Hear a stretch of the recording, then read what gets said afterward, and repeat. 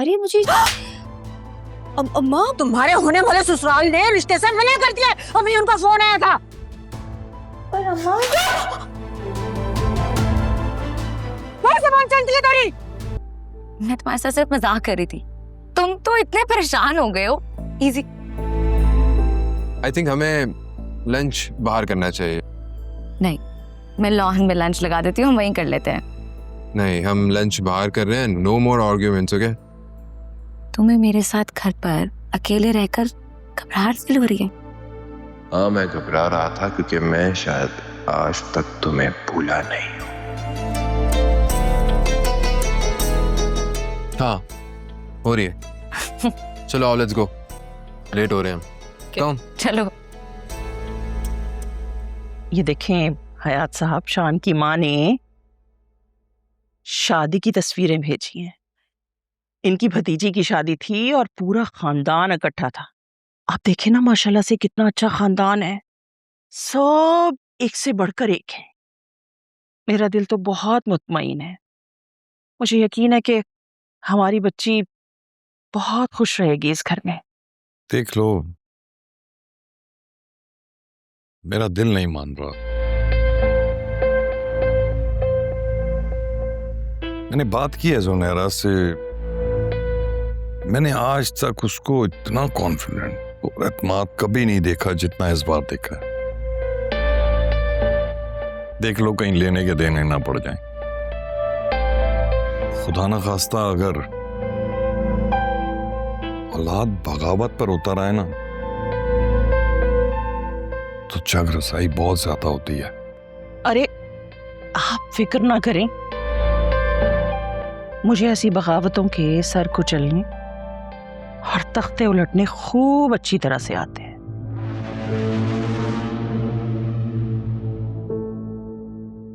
मेरी वासे से बात हो गई है। 2-4 दिन में हम निकाह की तारीख लेने के लिए चले जाएंगे। बस देखिएगा, एक बार निकाह हो गया ना तो सब अंडर कंट्रोल आ जाएगा। रुखसती बाद में होती रहेगी। एक बार फिर सोच लो, मेरा दिल मुतमईन नहीं है। मुझे नहीं लगता वो मानेगी।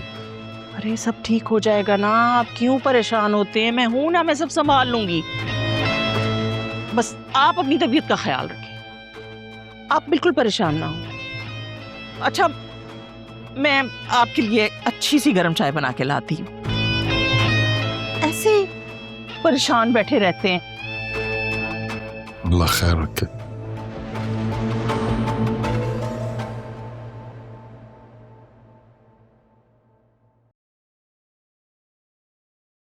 जोया, एक कप चाय मिलेगी?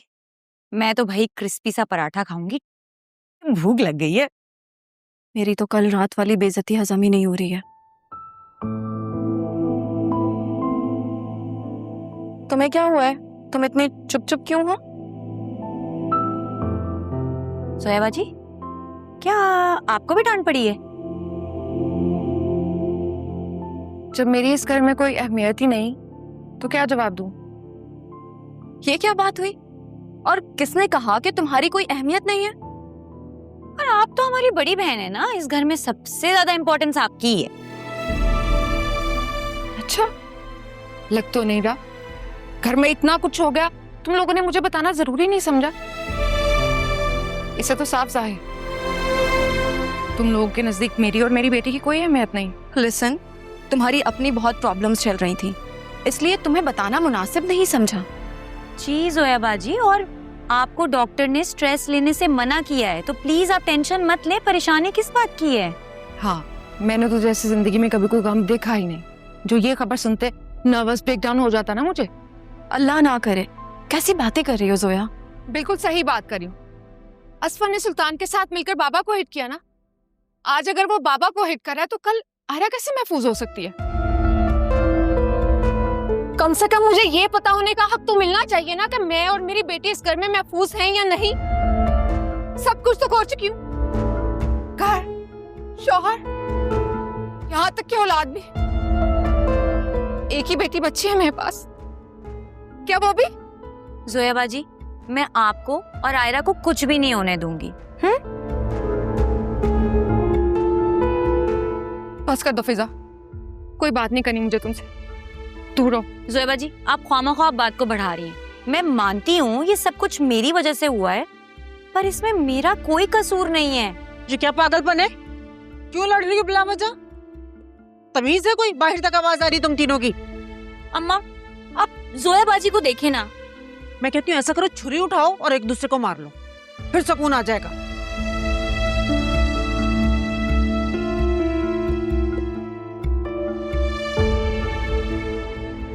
इतने प्यार से मैं उनके पास गई हूँ। मुझे तो खुद समझ नहीं आया उन्होंने ऐसा क्यों किया है, क्या हो गया है उन्हें। अरे मुझे अम्मा, तुम्हारे होने वाले ससुराल ने रिश्ते से मना कर दिया। अभी उनका फोन आया था। पर अम्मा, वो सामान चलती है तेरी।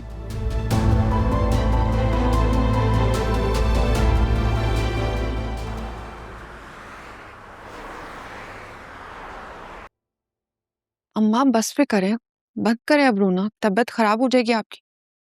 उसकी जिंदगी खराब हो रही है, तुम्हें मेरी तबीयत की पड़ी है। या मेरे मालिक, ये सब कुछ हमारे साथ ही क्यों हो रहा है? मैंने इस लड़की को कहा भी था कि किसी को कुछ भी मत बताना, लेकिन इसने मेरी एक नहीं सुनी।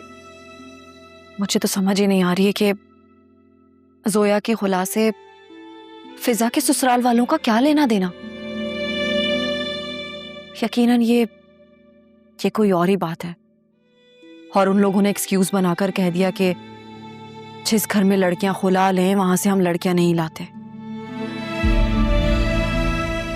वैसे अगर वो लोग इतने ही उसूल परस्त हैं और दकियानुसी हैं तो न्यूजीलैंड में वो लोग क्या कर रहे हैं? उन्हें तो यहाँ किसी गांव देहात में शिफ्ट हो जाना चाहिए। वैसे अच्छा ही हुआ, ये बैकवर्ड लोगों से हमारी जान बच गई। ये दुनिया तुम्हारी सोच के मुताबिक नहीं चलती। हम लड़की वाले हैं, हमें लड़के वालों का मुंह देखना पड़ता है, उनकी बातें सुननी पड़ती हैं, बर्दाश्त करनी पड़ती हैं। आप क्यों चुप करके बैठे? आप क्यों नहीं कुछ बोलते? मैं क्या बोलूं? मेरी तो कुछ समझ में नहीं आ रहा। एक के बाद एक नया शौक मिल रहा है। मैं आपके लिए पानी लाती। अभी तो जोया के मसले खत्म नहीं हुए थे कि ये नया मसला खड़ा हो गया। शायद इसीलिए लोग बेटियों को बोझ समझते हैं।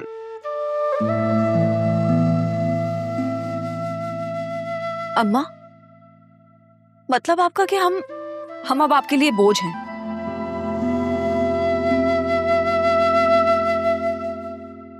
और असफर भाई जैसे लड़कों के लिए आप क्या कहना चाहेंगी? तुम्हारी माँ का वो मतलब नहीं था, वो अभी जरा गुस्से में है, इसलिए उसने ऐसा कह दिया।